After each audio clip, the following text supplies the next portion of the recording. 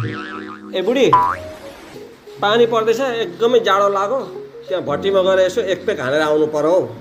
अनि घरमै खानु नि, किन भट्टीमा गइराख्नु पर्यो? होइन, उहिले एउटा शराब परेको छ कि, त्यो शराबले गर्दाखेरि अचेल भोलि भट्टीमै गएर खानुपर्छ। अनि सराब? कस्तो सराब?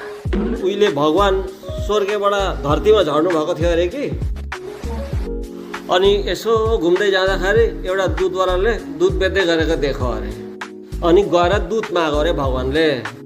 त्यो दुधवालाले त दुध दिएन अरे, पैसाले अनि मात्रै दिन्छु भन्नु अरे। अनि त्यहाँबाट फेरि अर्को ठाउँ घुम्दै घुम्दै जाँदाखेरि एउटा जडिया रक्सी खाएर टन्न भएर लडिराखेको देखो अरे। अनि फेरि त्यो जडियालाई रक्सी मागेछ अरे।